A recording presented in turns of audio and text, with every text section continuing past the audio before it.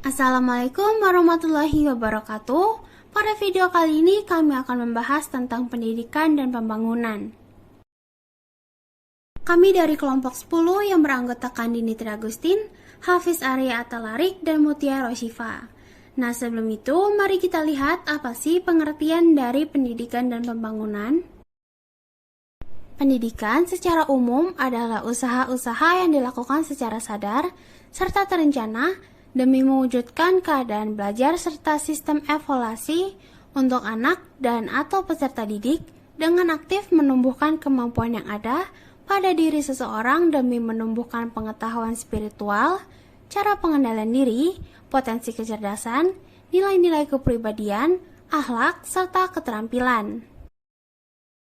Lalu, pembangunan adalah proses perubahan yang terus-menerus yang merupakan kemajuan dan perbaikan menuju ke arah tujuan yang ingin dicapai.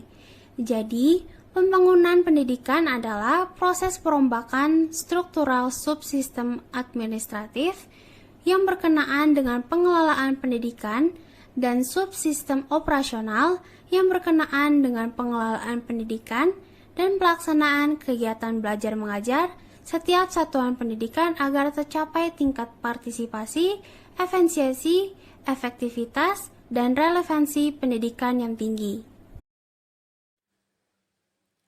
Tujuan pembangunan ada 4. Yang pertama, mandiri.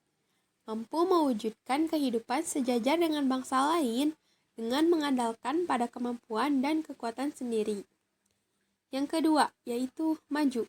Berarti tingkat kemakmuran yang tinggi disertai dengan sistem dan kelembagaan politik dan hukum yang mantap. Yang ketiga, yaitu adil.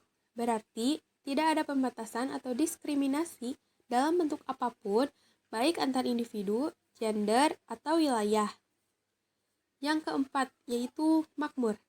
Berarti seluruh kebutuhan hidup terpenuhi sehingga dapat memberikan makna dan arti penting bagi bangsa-bangsa lain. Karakteristik pembangunan pendidikan ada 5. Yang pertama, pembangunan pendidikan adalah pembangunan sumber daya manusia atau human resources secara optimal yang bermanfaat bagi kepentingan individu dan menunjang pembangunan sektor-sektor kehidupan lainnya. Yang kedua, pembangunan pendidikan adalah pelayanan umum dalam hal pengembangan keseluruhan kemampuan secara optimal dan bermanfaat bagi hidup.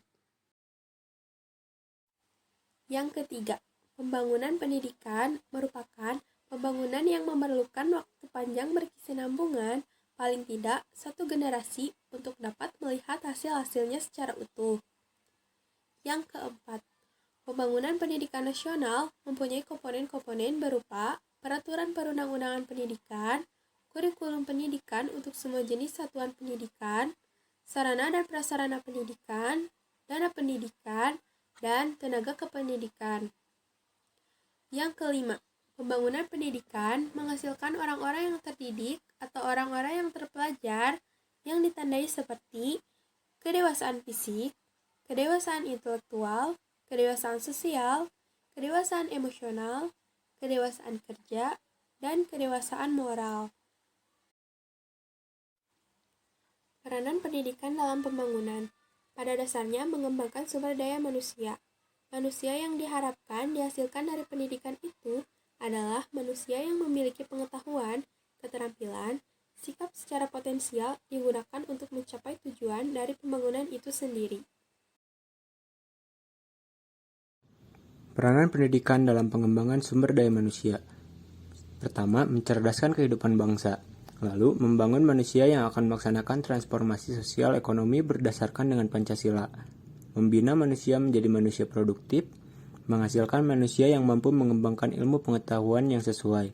Lalu, mengembangkan kepribadian manusia yang berorientasi pada prestasi.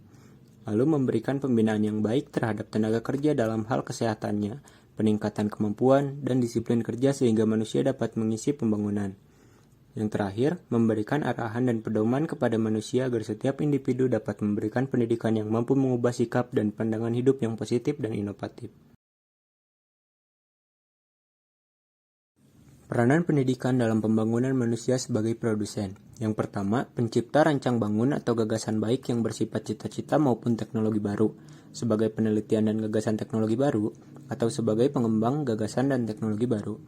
Yang kedua, pelaksana operasi seperti tenaga kerja teknis administratif yang menunjang pelaksanaan operasi, dan tenaga kerja teknis operasional yang membangun barang dan jasa yang dihasilkan. Yang terakhir, pengelola yang terjadi di pabrik-pabrik, perusahaan, dan lembaga sosial budaya, politik, pertahanan, keamanan, dan sebagainya yang berperan sebagai perencana operasi, pemimpin operasi, dan pengawas operasi yang berlangsung di pabrik, perusahaan, dan lembaga sosial budaya, politik, pertahanan, dan sebagainya. Peranan pendidikan dalam pembangunan manusia sebagai konsumen. Selain sebagai produsen, manusia juga berperan sebagai konsumen dari hasil-hasil pembangunan, yaitu sebagai pengguna atau penikmat hasil-hasil pembangunan yang baik berupa barang kebutuhan hidup maupun jasa. Sekian video penyampaian materi mengenai pendidikan dan pembangunan dari kami. Mohon maaf jika ada kesalahan kata, dan terima kasih sudah menonton. Wassalamualaikum warahmatullahi wabarakatuh.